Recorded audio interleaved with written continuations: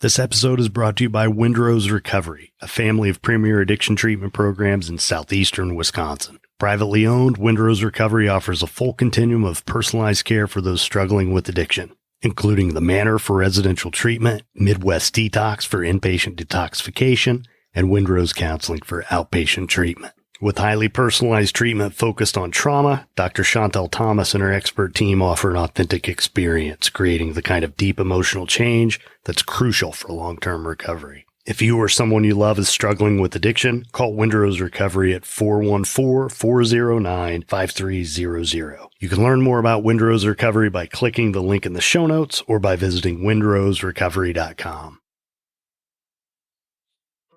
Thank you for listening to The Path to Authenticity. My name's Tom Gentry.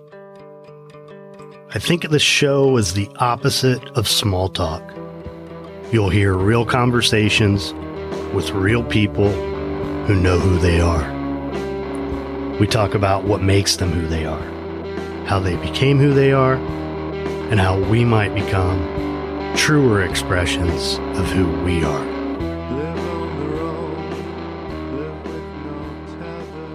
I'm Jessie Carroll, and this is The Path to Authenticity.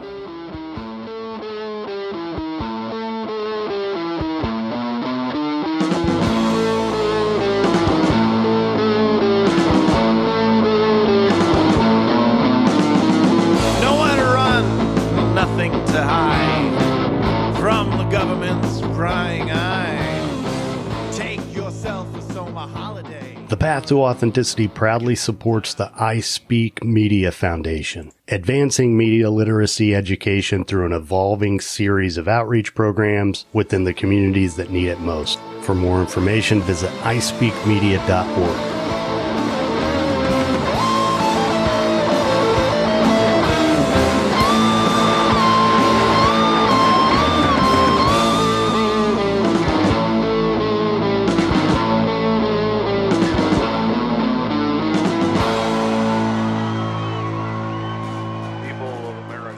If this is your first time here, thanks for checking it out. If not, thanks for coming back.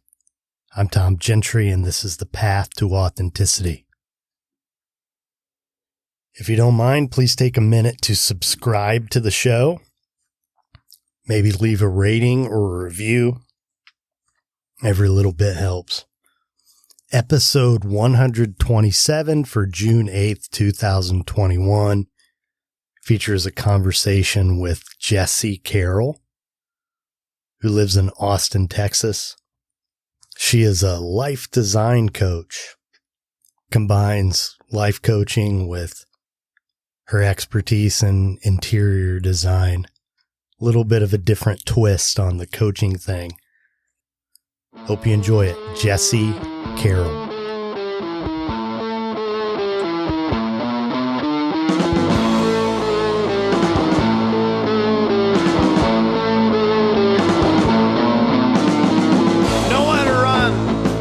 To hide from the government's prying eye. Take yourself a summer holiday. I want to hear about what you do because you focus a lot, from what I understand, on how our inner life relates to our outer life, and specifically how we live, where we live. And, you know, I'm someone who I'm a nester. My surroundings have always been important to me, even when I was a little kid. What's hanging on the walls, what's on the shelves. And, you know, I have the kind of, the way that I live, people have commented at times that when they've been in my space that, wow, everything has some kind of meaning to it. And it really does. It does. So talk about what you do. Yeah, and I have to tell you, you are doing really what I aim to help my clients with, which is just that authenticity piece. It's that really finding a connection and intention to every single thing we have in our homes. Because then when we do, we just feel better in it. And then that energy can be felt by everybody that comes into the home, because we're not doing it for external validation. We're doing it because it feels good. And that's a whole different energy. So I love that you're already doing that. Mm. But yeah, so it's been been an interesting journey to get here. But essentially what I do, to sum it up, is that I call myself a life design coach. So I utilize design and decorating actually as modalities for healing. Okay. So helping people peel back the layers within themselves by really evaluating and digging deep into their external environment and seeing that our external environment actually serves as a tangible mirror for what's going on internally. Because everything that we do in our homes, as far as how we keep it, how we set things up, how maybe the messes that we have, it's all habitual. And we're not typically being conscious about it. And so what I do is I help people wake up and become conscious in their home, and really tap into that. And when they do, they can start unraveling their personal patterns, their just, ways of being. They can start to take control, because until you observe something, you don't actually know really what's going on or who you are. So I help people tap in through that. But I also do life coaching throughout that design, decorating kind of overhaul process. So there's an expression in my world: messy bed, messy head. You know what? I haven't heard that exact one, but you're so right. It is all correlated. Mm-hmm. And, one of the things I've talked to a lot of guys over the years, because I've been in a position where I was either like overseeing a unit of people in residential treatment or managing a program where, and as a substance abuse counselor, like pretty much anywhere you go to like a rehab, rule number one is you make your bed. Most of the time, that's what it's like. There are aberrations here and there, programs that don't do that, but your life has to be a priority. And Exactly. And how I interpret that, like, really, to me, the essence of it is, if I come home at the end of the day and my bed's not made, I feel worse than I do if I come home at the end of the day and my bed is made.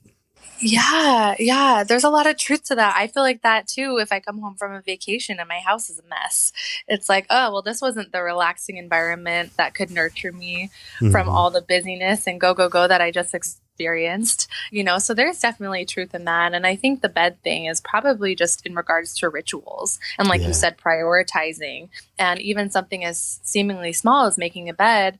It's not about the bed. It's about the symbolism. Right. It's about the symbolism of you, and our bedrooms are actually, the number one room in our home for us. So it's huge symbolism there as far as, what we mean to ourselves, and, how much we actually matter to ourselves, how much we actually love and care for ourselves. So, it always goes much deeper. And that's another thing, is just showing people the symbolism of everything. It's not the thing itself. Even the colors, I dig into color psychology a lot with people, helping them understand it's not the color itself. It's the characteristics and the emotions that color represent, or that household item or that furniture piece represents. So, we're attracted to certain things that we are for reasons. And a lot of times when you start to unravel, you start to realize it's all connecting you to maybe situations you've experienced or people that resemble that kind of quality. So there's a lot of, memories associated with that too. Yeah. So how did you get into this? It's funny. If somebody had asked me, did you ever think you'd be doing this? Absolutely not. It did start off with a train ride to a beer fest. So that was kind of unexpected. A train ride to a beer fest. Yeah, it was really cool. And I highly recommend anybody in the Washington State area definitely do it. It comes around the holidays. And I don't remember what it's called, maybe like the Polar Express or something. But yeah, essentially this train plops you out at a beer fest in the middle of the mountains. And there's like live bands going on. And it's so fun. But I remember going on this train ride, and I was with my best friend at the time, and we were having fun. We were, drinking a little bit, and I could not stop thinking about like being unhappy in the career that I was in. I felt so I felt so unaligned. I felt like my body was just screaming at me to do something different, but I had literally no idea what it would be. And that my friend at the time was really good at just helping me dive deep into, bigger questions. And so I definitely recommend having people in your life that can challenge you a little bit, that can help you think differently about your current circumstances. She really helped me through that. And one thing she asked me was, what do you think your skills are? What do you think you're good at? And this just shows you where I was at. But my answer on that was, I thought I was nice to people. I thought I was kind. And I was like, that's it. And she was like, no, there's got to be more than that. So it was just funny because in that moment, I really saw where my self-esteem was, like really how I saw myself as not being worth much. And that really showed me why I was stuck in the career that I was in, or stuck with air quotes, because that's how I saw myself. So she helped me unravel and open up a bigger idea for myself. And when we did that, what we uncovered was that something that brought me a lot of peace that I've just always done for myself and helped others, just whenever they'd ask me to, or it was always a topic of conversation, was redecorating. And, I have never really, been somebody that's had, buku dollars to spend on like ridiculous overhauls and renovations. So I had to get really skilled at being creative with the resources that I had. And typically what that meant was changing things around, or that meant reorganizing, that meant getting rid of things, that meant finding beauty in the in-between. That meant just getting really creative. But I thought, I don't have an interior design background. Like there's no way, like on paper, somebody should hire me for this, even though I've been doing this for 20 years.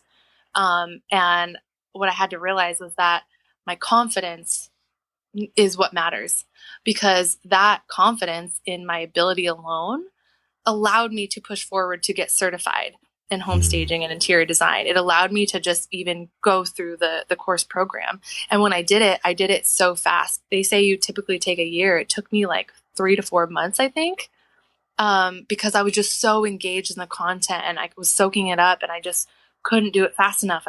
I loved it. And I think when you find something like that, you keep following that. And so I did that, and I eventually decided to just start my business at the beginning of 2020. And so, I started my business, and I was doing virtual interior design because when COVID happened, it forced some COVID creativity, I like to call it, and forced me to say, okay, well, I'm in this now. I've started my business. I am doing interior design. Now, how do I do this? How do I work around what's happening in the world right now? And it was like, oh, go virtual. So I started picking up some e-design classes. I just started figuring it out and reaching out literally to anybody that could use my help. And then as I started going down, I realized, okay, let's, maybe you get a little bit more granular as you go with who you want to help. But I just went for it. And what that ended up birthing was realizing that people were coming to me for interior design, but what they were really, the underlying conversation there was there was a lot of fear in people. They were really afraid to make decisions. They didn't trust themselves to make the decisions. It was a lot of black or white thinking, like, oh my gosh, if I do this, I'm stuck with it forever. Or I don't want to spend the money. I don't want to do this. I don't want to ruin my home, when they forget, oh, you can return things. It's not permanent. And so there was a lot of perfectionist tendencies coming up, a lot of people-pleasing things coming up, because people were designing for other people instead of for themselves. And so when I tapped into that, I realized, wait a second, there's a bigger need here. And so I decided to create my life coaching offering. And I studied personal development, psychology for a little over 10 years. I'm certified as a life coach. I just wasn't doing anything with it. I'm a very curious mind. So I'm always digging, I'm always studying, I'm always learning. So I have all these qualifications, but I wasn't doing anything. And this was my sign to say, now is the time. Why wait? So as I built it, I started thinking about how I can bring them together, because I was seeing design as healing. I was seeing it as different than what people were maybe associating it with, and initially. So I just saw it there to be this huge opening to help people in a new way, because I also started thinking, I think people get bored with the same conversation all the time with personal development, or they get bored with, perfection in design. It's not about that. It's about how can our homes feel good and work for us and fit with our lifestyle. So that's the conversation I started having, and it's really grown into this just this beautiful just business that I feel like it came to me. I'm just, I did the steps, but I just allowed it to unfold as it was asking to be, unraveled. So just honored to do the work and really excited by it. It sounds like it. And this whole show, a big part of why I wanted to do it is because I feel like if more of us were happier with what we were doing with our lives, that the world would be a better place. And we don't have to be miserable, right? Yeah. And, I love being an American and what that all means, but the work ethic, the way we work in this country and the messages around it aren't always what's best for us as human beings. I think about how much shame I put on myself over the years when I was in a job that really didn't get me going, or it didn't anymore. There were a lot of times I had a new job that was like bright and shiny, and I'd be really excited about it and proud and all that stuff for 6-12 months. And then the reality would set in that this still isn't what I really want to be doing. Mm. Then I would beat myself up because I should be doing better. And, almost treating myself as if I'm lazy or something. And what I've learned over the years is no, that's not what that's about. That's about I'm not in the right place. Just like when you didn't feel right doing what you were doing with your life all those years ago, and it compelled you to make a change. Yeah. Yeah. And I'm a big believer that, I really do think we all need to take radical responsibility for our lives. But at the same time, I only think that can happen when we wake up and we realize that the reason we're oftentimes unhappy and feeling stuck, air quotes, is because what happens is society tells us that what fulfillment is following the rules of society. Right. But what's happening is we're just unconsciously doing the steps that we think we're supposed to do, right, because that's just what society says equals success. But when you actually start to feel, when you get past that fleeting moment of that temporary happiness, the reality sinks in that, oh, you didn't actually follow your own course. Mm-hmm. You weren't actually listening to yourself at all. So you were completely living out of integrity. And so it's okay, it's okay to have done that and to be following what society tells you, because that's how we feel safe. It doesn't make you a bad person. It makes you human in a world that tells you that's how it's supposed to be set up. But the radical responsibility comes when we feel that unhappiness, and then we need to decide what we're going to do about it. And we need to understand that we have a choice. Mm-hmm. We're not stuck anymore the moment we've realized that we feel stuck, because that's an empowering moment. I truly believe the biggest change only happens in the times where we feel the most pain and the most resistance to a change, because it makes us question everything. And when we question everything, we start to get deeper within ourselves. Mm. Yeah. So one of the things that I'm hearing from you, and I feel like this has happened in my life too, the gifts that you have, you've kind of woven together. Mm. Being a life coach, loving interior design. You figured it out. You found a way to integrate those things. And it's awesome because, man, there are just so many ways that we can help people heal. Right. Yeah. And it's a matter of showing up and being present for them and hearing them and walking them through things. And this gives you an opportunity to do that in a way that you probably never imagined. Right. Yeah, yeah, and something I want to share too, I just thought about is I'm very big on practical action steps because we can talk and talk and talk all day, but when people are maybe listening to this, it can sound like, oh, well, you just figured it out, figured it out. Well, something I want to share is that I didn't for a very long time. I Right. felt heavy on my heart for many years, even the start of my corporate career, and I stayed in it for 6 years before I made a move. And the thing that helped me the most was I honestly surrendered and I said, universe or God or whatever you believe in, I said, this all feels so heavy. I don't know what to do. Please help me figure out what a next step is because I can't do this anymore. And that was in, I believe, March of 2019. Well, May 2019, I ended up working with a life coach. She got brought into my orbit by a mutual friend, and I didn't even know what a life coach was. Like I knew I wanted to do like coaching and stuff, but I didn't know exactly what life coaches did. But I was very open to the idea because at that point I was like waving the white flag. I was like, somebody just help me like figure out a better life. And she came into my orbit, and through her, I ended up getting to meet a lot more like-minded people who saw the world differently, who were actually doing the things I wanted to do. So I still was kind of blindly following. I didn't necessarily know what these events were that they were going to, or like what kind of, I didn't really understand a lot of the conversations they were having about entrepreneurship, but I just knew I wanted to be where these people were because they seemed happy. So I just blindly followed until something like the idea came where I was at, this was then October of that year. I'm on that train with my friend going to that beer fest. And so that idea is maybe that's why I couldn't let it go, is because I was thinking about I want to do more. And I started getting really serious about figuring it out.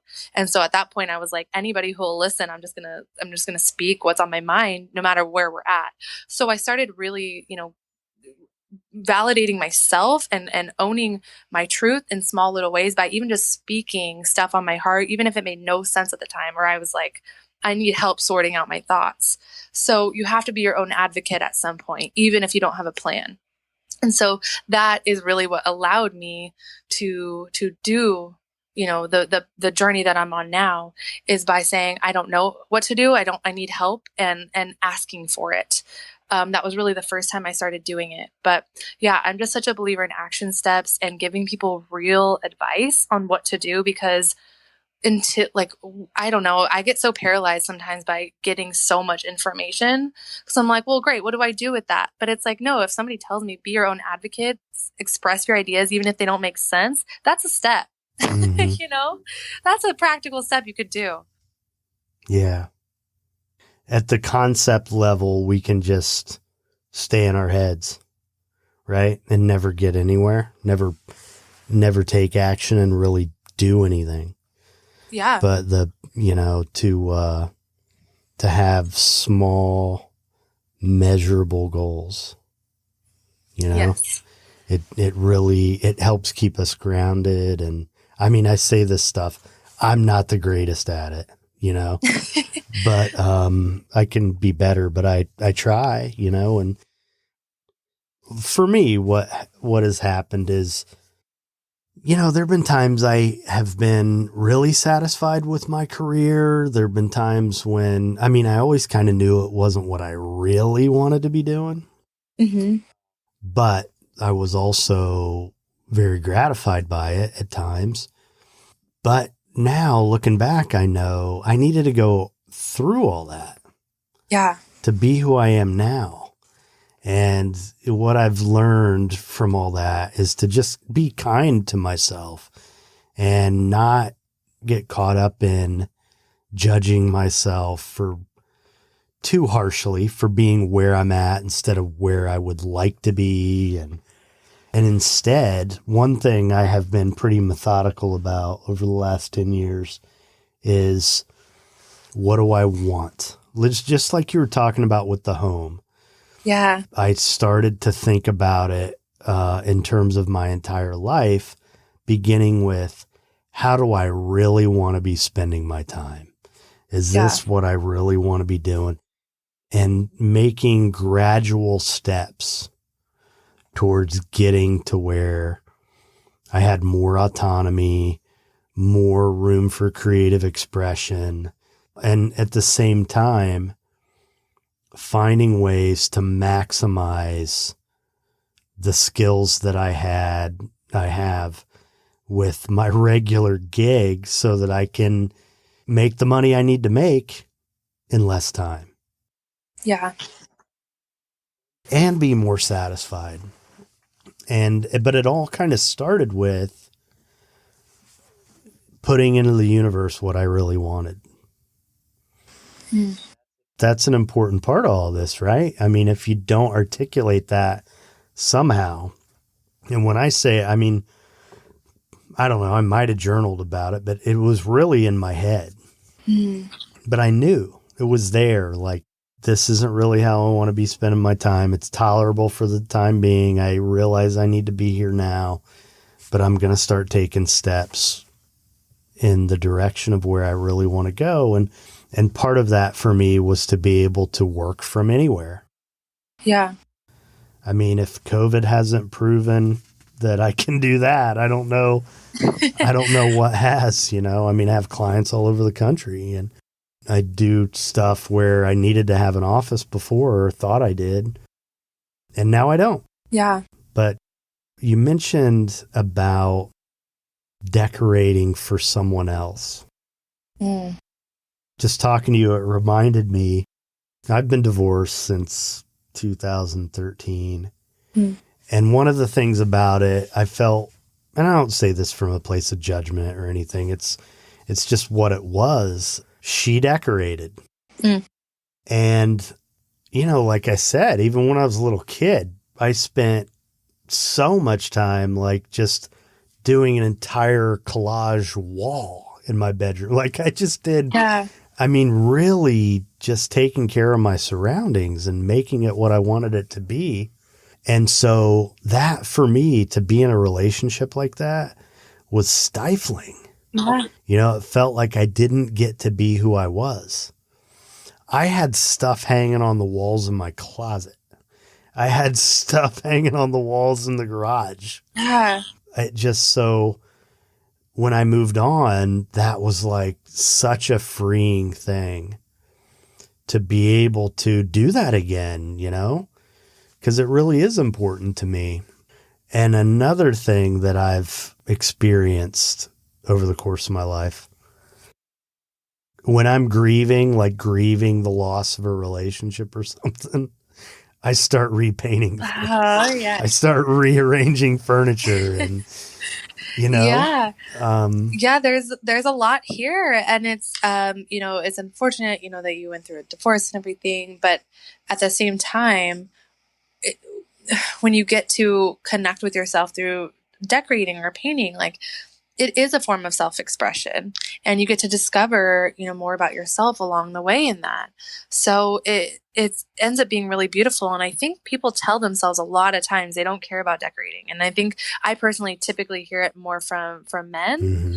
You know, that's not always the case, but yeah, it's something that I think a lot of people kind of deny themselves of because they don't even think it matters. But if you bring it down to, like you said, like back in, you know, in being a kid, decorating our room was like, it was special because that was our sanctuary. That was our space. Mm-hmm. And we wanted it to feel like that. Or I even remember being in middle school and making my locker look a certain way because that was my locker. You know, it was my personal space in the school. I got to make it however I wanted. There was a lot of freedom in that. Mm-hmm. And when you just stop playing like that and you stop allowing yourself to explore and discover, you know, you really do deny yourself, I think, of a really precious gift. So I think it's awesome that you tap back into that. Definitely. Yeah. Well, now it's been many years of it, you know, and I've refined it to the point where, you know, not every object has meaning, but, you know, a lot of times at this point in my life, if I'm going to buy something to hang on the wall or put on a shelf or what, I ask myself, is this me? That's so important. And that's such a big part of it. You know, although I understand that aesthetics, you know, make us feel a certain way, That's the point of them, is to, create emotions. But when we are just shopping to shop, when we're just, trying to buy a bunch of stuff to fill a void, what we're doing is we are completely blocking out that emotion and becoming numb to it. So we're not even feeling anymore. So it's so important to do what you're doing. Like you said, ask the question, is this me? Do I even know who me is? What do I like? Right. What turns me on? What makes me feel lit up? What inspires me? Right. And that's not always going and buying things. And I also encourage people to pause before they make that trip to the store, because this is coming from personal experience. I teach what I know. Right. Like, I don't just shout this stuff, I used to do the same thing. And I never actually realized until I paused and stopped and thought about it, that every time I previously was like going and shopping at those discount stores to just buy a bunch of stuff that looked kind of cute that didn't mean anything, it was typically when I was going through something that was frustrating to me and I didn't want to think about it, whether it was a relationship or, something at work, or, a conversation I had or something that didn't go my way, or I was feeling not the greatest about myself. Like maybe I felt heavier that day for whatever reason. I honestly worked a lot with my relationship with food and stuff. I've healed a lot. So, but there was just, I had a lot of self-confidence stuff, and I realized that I would buy things to fill that void. And so what I want to do is help people before they get to that point. So then you don't also have that regret of just having spent a bunch of money for no reason, and sabotage yourself that way too. But just to connect and say, do I really need this? Is there another way to create the same feeling I'm seeking? Or do I just need a journal right now? Do I just need to talk to somebody right now? Like, what do I actually need, in getting in touch with that? Well, and it all boils down to the willingness to experience your emotions. Yes. Because what you're talking about is creating a distraction for oneself. Mm-hmm. That's what that is, Totally. And I also am teaching from experience. And, even if it's not extreme spending or what, it's still, like for me, my tendency has been to like kind of jump around, to different ways of doing that, and not being too terribly obsessive in one way or the other. But also like we have to give ourselves a break too. Oh yeah. Like usually for me, it's like, do I really need this record? Because I'm pretty into music and I have a record collection, and it's like, no, but this is who I am and what I do. I'm so glad you brought that up, because we're not always shopping for like a big purpose. And that's not what I'm trying to say here. I'm not trying to say like it's either everything has meaning or nothing. Right. Like if you're just like, it's one thing to buy things because you're trying to fill a void of an emotion that you don't want to feel. And it's another thing to just be in a really good place and see something you like and feel like, yeah, I'm going to get it, because treat yourself. But I think what we've done as a society is told ourselves that every time we're shopping and we're splurging like that, we're treating ourselves because it's self-care. And what's happening is people are getting confused with self-care and self-love, and they think the two are the same. And they're not. And so when we are feeling off, we need to take a pause and evaluate it. But if we're just living our life, enjoying the moment, see something we like, want to get it, then that's fun. It's about balance. It's about checking in, and it's really about knowing yourself. And you can only really do that when you know yourself, and and you've observed your habits and you understand why you're doing the things you're doing. Yeah. And, for me, the concept of, is this me? With decor, with clothing, like for a long time when I was probably less grounded in myself, I'd have all types of different things.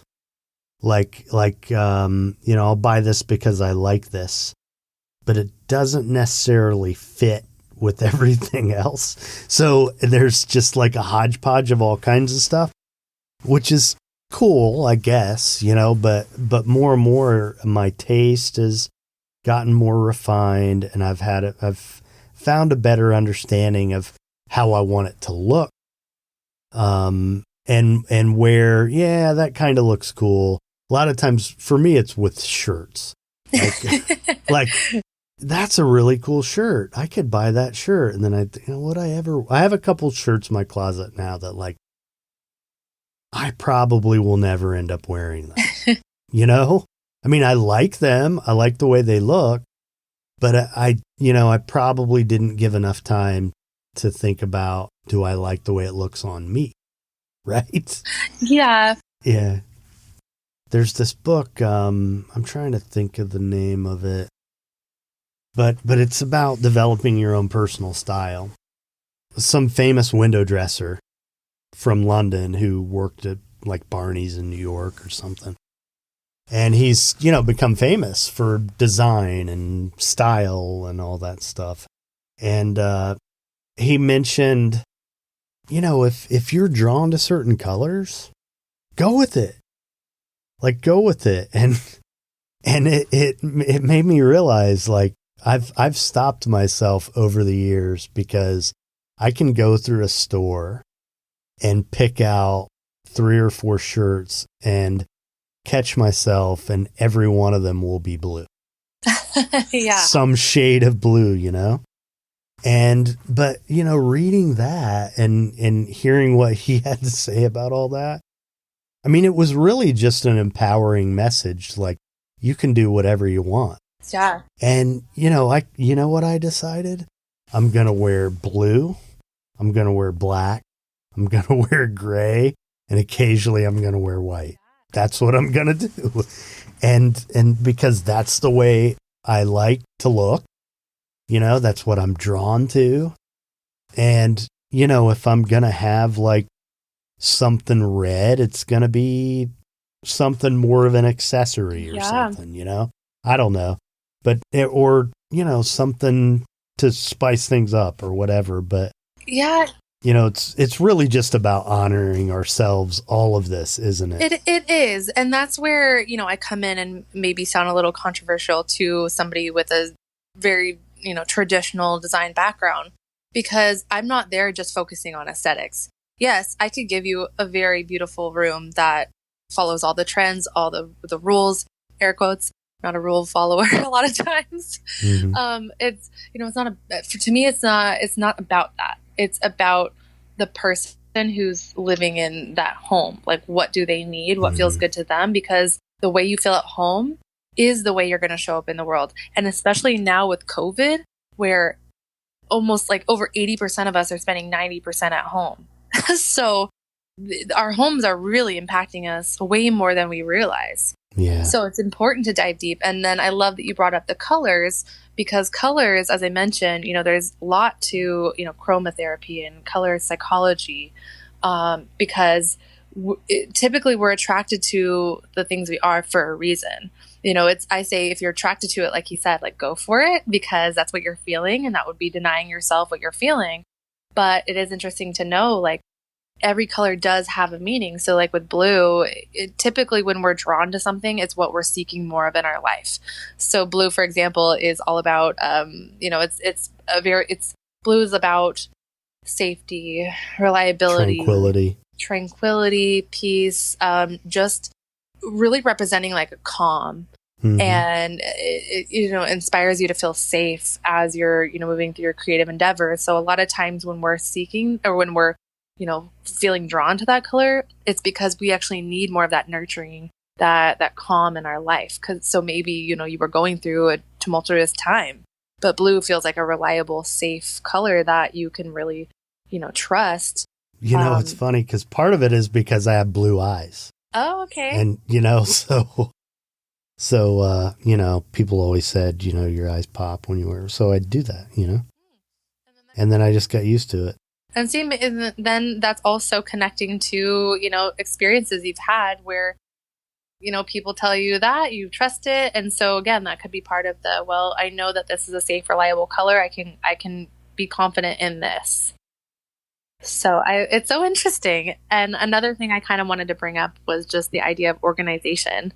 I can't remember exactly what you said that made me think about it, but that is something that I, work with people too on, is just, the decluttering. Maybe it was when you were talking about all the shirts you have. You know, I don't think it's necessarily bad to treat yourself every once in a while, but if you're noticing a pattern, like, oh, before you go to buy it, like, oh, I actually have so many of these, I probably don't need it.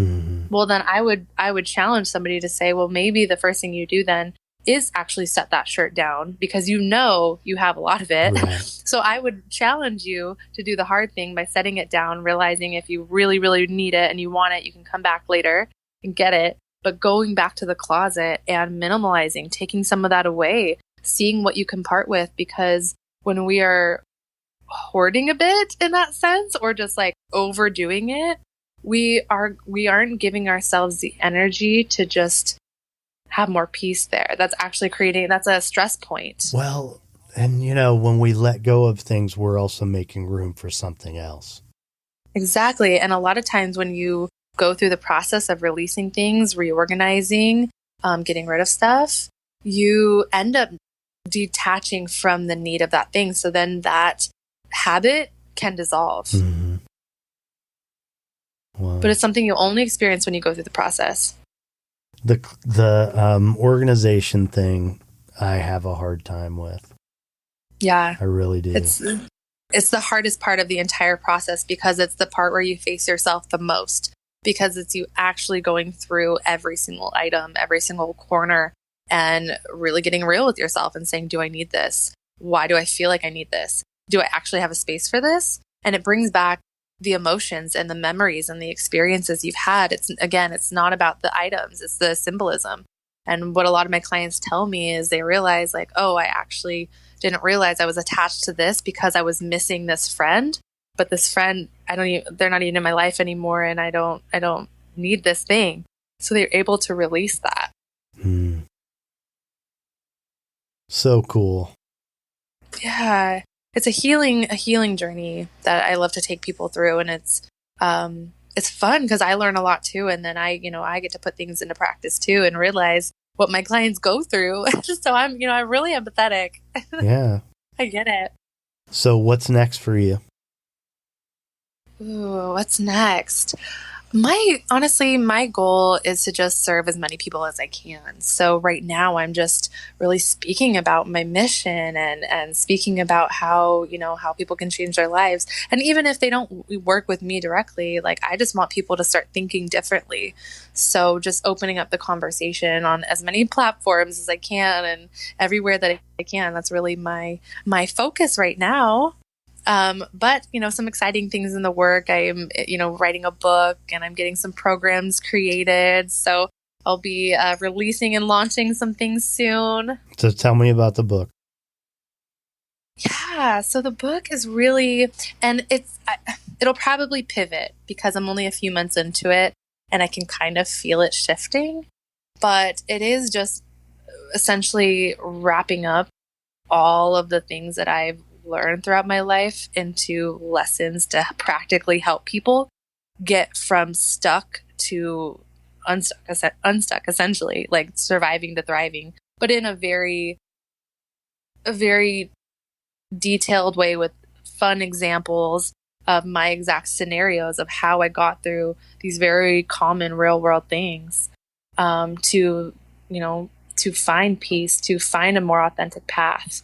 So it's really coming together beautifully, but I can kind of feel it shifting. So I don't know. I'm still figuring it out. But that's the beautiful part, right? Is that everything has a gestation period, and it's allowed to pivot, and it's allowed to change. Yeah, I have writing projects like that too. I have lots of ideas and bits and pieces of things that I've written, but I don't know. I haven't figured out how it's all going to fit together yet. Whether it's going to be more than one book or, what it's going to be. I don't know yet. Yeah, that's exciting. It is. Yeah, it is. It's yeah, man, life's great. It really is if we let it be. It is. And I'm just starting to really tap into that lately, even more. So it's it's a good feeling. Yeah. I'm in my 40s. Like, little farther along in them than I like to admit. But you know, I was talking to a buddy of mine last night. We were walking our dogs, and he turned 50 over the weekend. Oh, man. You know, I mean, I'm just learning how to live. Like, I'm just learning how to enjoy it, right? Like, I wouldn't trade it. It's just gotten better, and I'm happier than I've ever been, and it's because I've followed the same kind of path that you're talking about. To ourselves. That's really what it is. Yeah. You know, I know for me it was awkward getting there, and I spent a long time denying myself in a number of different ways. But, you know, the more I hone in on it, the more confident I become, the happier I become. I think, you know, the more the energy that I put out is probably more attractive. You know, I mean, when somebody's like passionate and happy, it's infectious, right? I mean, yeah, I love it that. really is. I love that. And it just shows, you know, there's no timeline to any of it. It's just living in the moment as much as you can, as, you know, when you get there. Yeah, You know, it's funny. I was at a networking thing today, and a colleague of mine, they commented on this bracelet that I wear that's like a wrist. You know, it doesn't go all the way around. Okay. And it's a hammer, like actually bent around. It's the shape of a hammer. Cool. Yeah, and it's silver. And I wear that on the wrist where if I wore a watch, I would be wearing it there, you know? Okay. And I mentioned, they commented on it, a couple of my friends, and I said, yeah, I've been wearing this instead of a watch.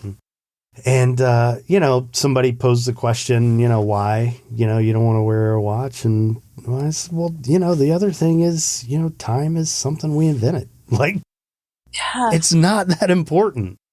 Like, I don't want my life to be dictated by time. And that's a reminder to me, the fact that I'm putting the bracelet on my wrist instead of the watch, that I'm committed to being in the moment. You know? Or trying. That literally gives me chills, because that's so beautiful. And But she made fun of me. Oh, Whatever. You know? No, I mean, I get in the moment sometimes. It's like, yeah, whatever. But when you really think about it, that is amazing, because it's truly living in the authentic way that we often speak of, where, you know, a lot of people in this world of personal development and being entrepreneurs and having passion projects, you know, we say that's the stuff that matters. You know, it's living well, living to the fullest, enjoying the moment.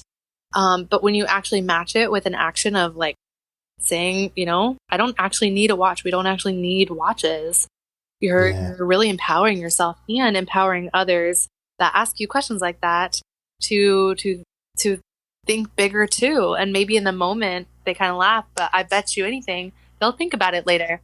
Yeah, well, it's funny because she's a therapist, and I, you know, I work in that world, and you know, she was like scoffed at that idea that time is just a construct. And it was just funny because she's never like that, you know? And, but that she was teasing me about, it was a funny thing, but yeah, well, that's cool. I've seen rings that are like nails, like that are curved around. So that kind of reminds me of that. Yeah. I mean, you know, this is obviously, it's not a real hammer. Yeah. I mean, I suppose you could, if it was straight, try to use it as a hammer. But no, there's some really cool men's bracelets out there these days. Something different. And I was a carpenter. Okay. That's, you know, remembering where I came from kind of thing. That's awesome. That makes more sense now with the hammer. Yeah, yeah. That's cool. No, I actually got an Apple Watch last year, and I at first was excited, and then I started wearing it. And I was like, I really only want this for a couple of things of it, but I don't really need that.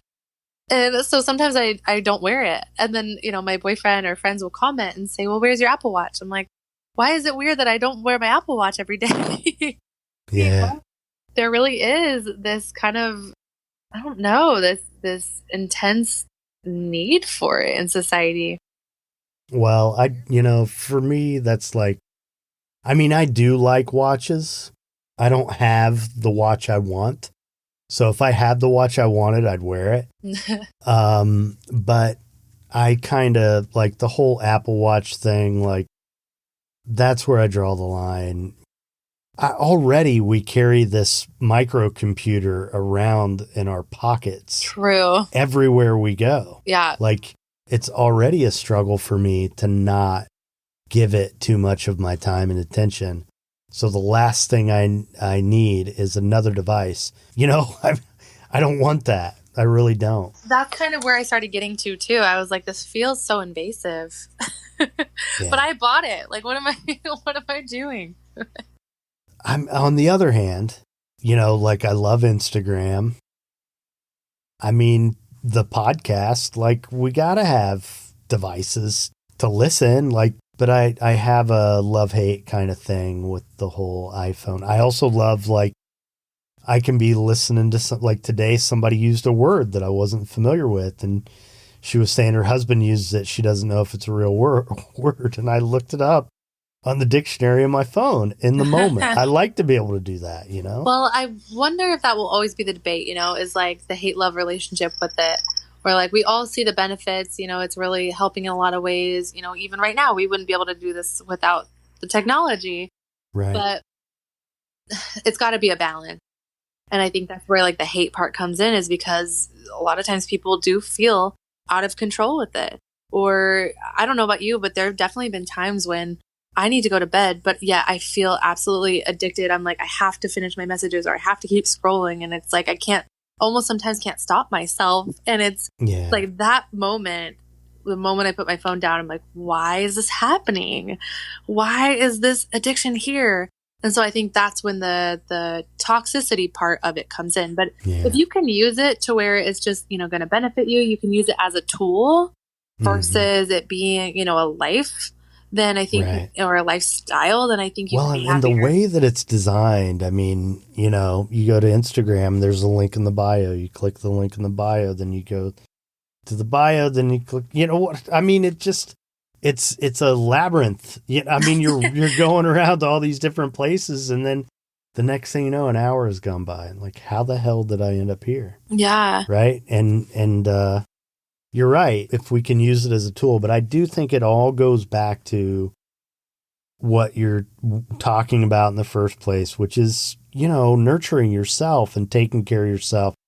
And because if we are aligned, we don't need that distraction either. Exactly. You start to feel the pull less and less.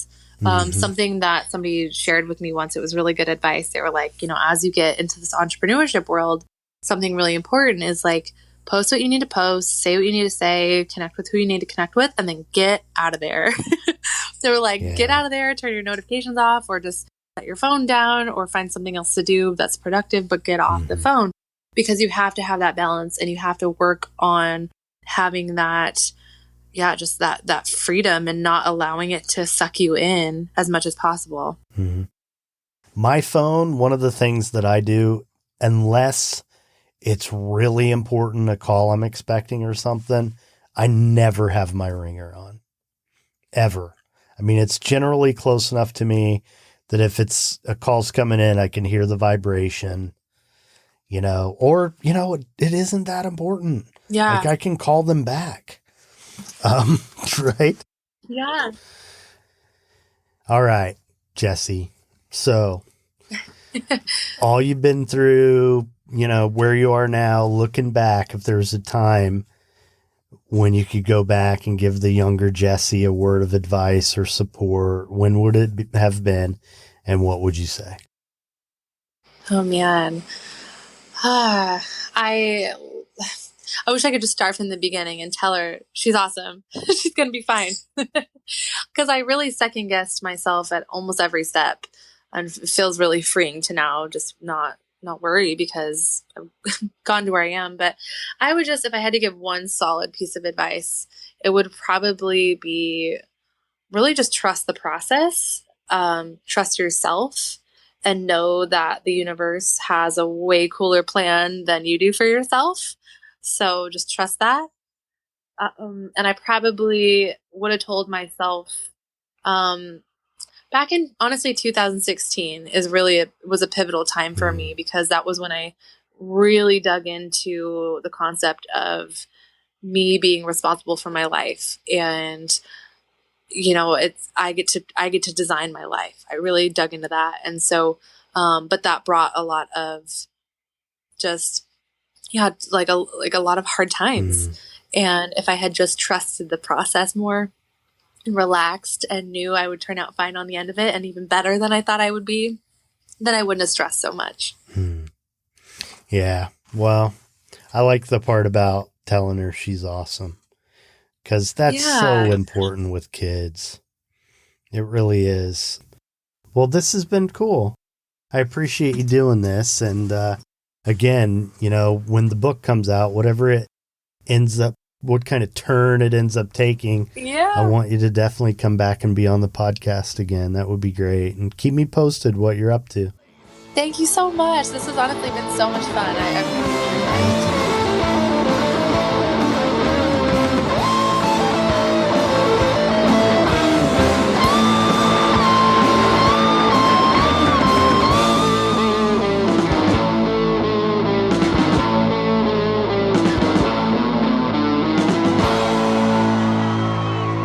There you have it, Jesse Carroll.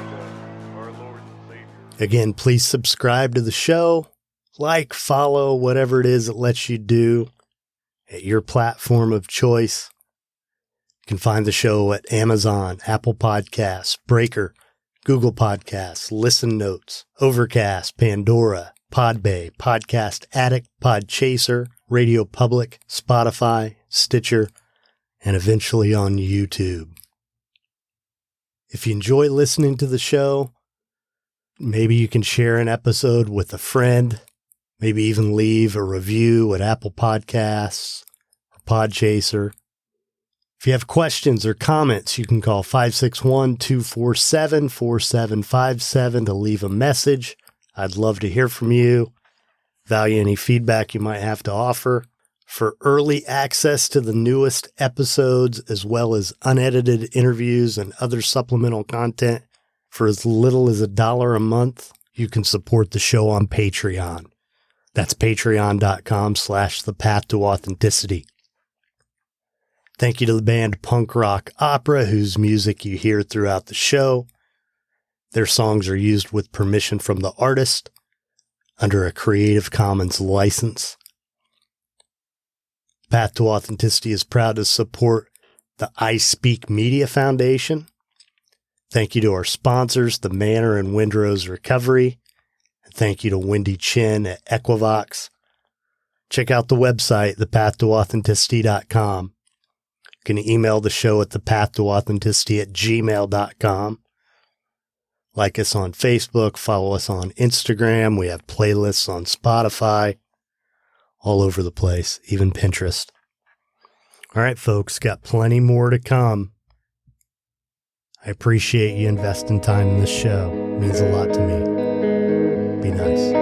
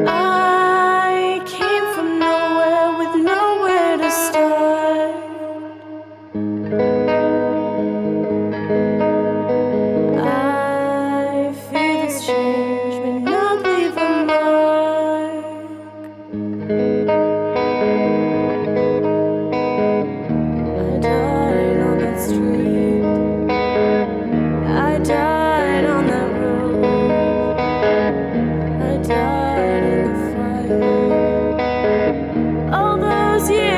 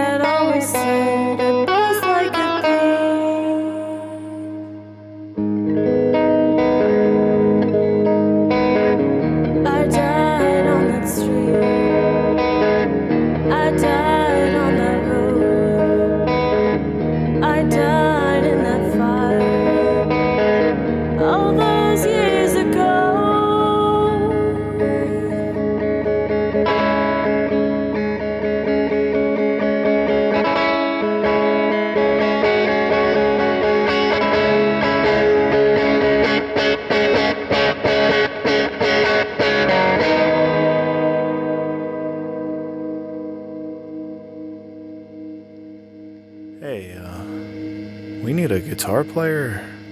The Path to Authenticity is powered by Equivox. For digital marketing and web design services, visit equivox.com.